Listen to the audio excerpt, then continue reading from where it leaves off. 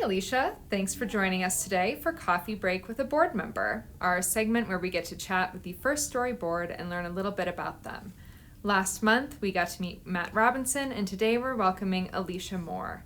Alicia is the Vice President for Student Affairs at Central Oregon Community College and our board secretary. Alicia, what sparked your interest in First Story, and how did you come to join the board? I just finished wrapping up some additional schoolwork and was looking to get back involved in the community. And I happened to attend a Chamber of Commerce event and met Connie Worrell. And for those of you who know Connie, she can be very convincing. And as soon as I told her I was ready to get involved in things in the community again, she made the connection to First Story.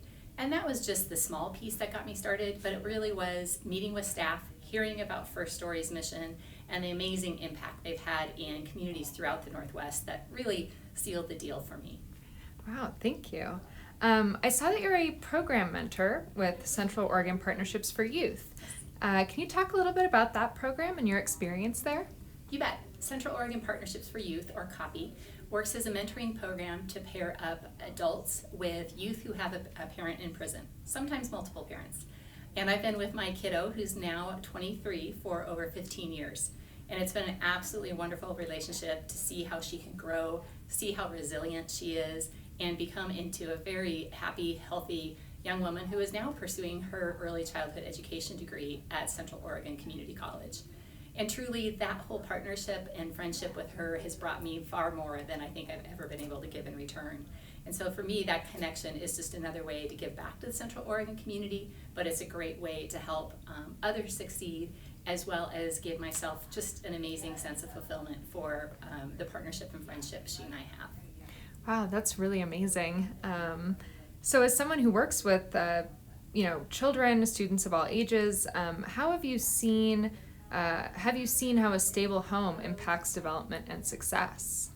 Absolutely. Housing insecurity is a significant issue for individuals throughout the Pacific Northwest, but I see it so readily within the community college environment. We have students who choose to stay local, and that's why they come to our institution.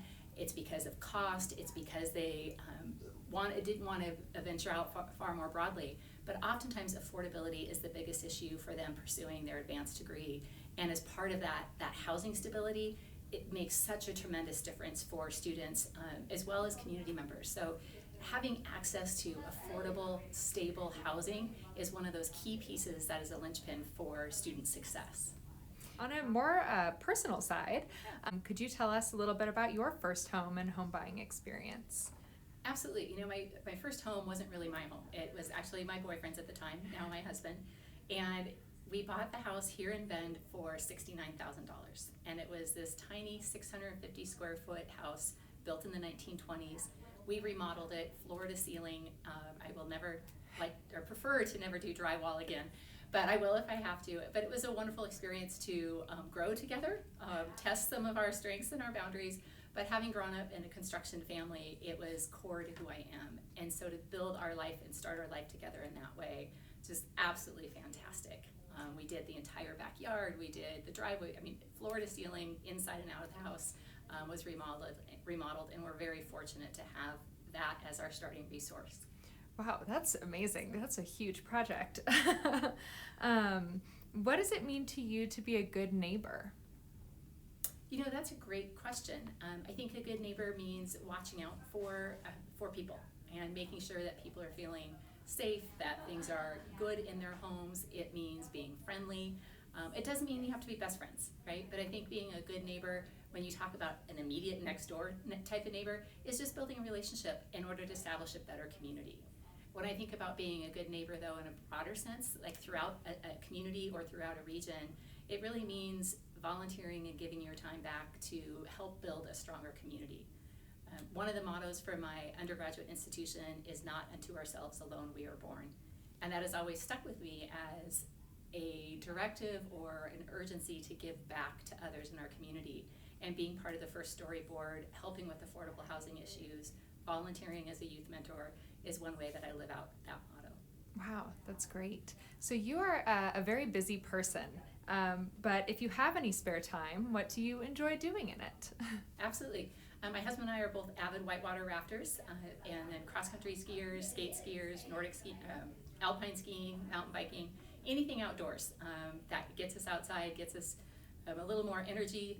Personally, I'm becoming a sunshine girl, so summers are better than winters.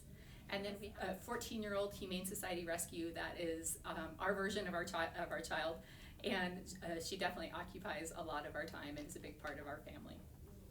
Awesome. Well, thank you so much, Alicia, for joining us. I do have one last question before we let you go. If you had to pick 3 words to describe First Story, what would they be? Amazing, impact, and over-the-top generosity. That's great. Thank you. Well, I hope you all watching will tune in next month to meet another one of our board members. Thank you so much, Alicia. Thank you for letting me be part of the board. It's been a great experience.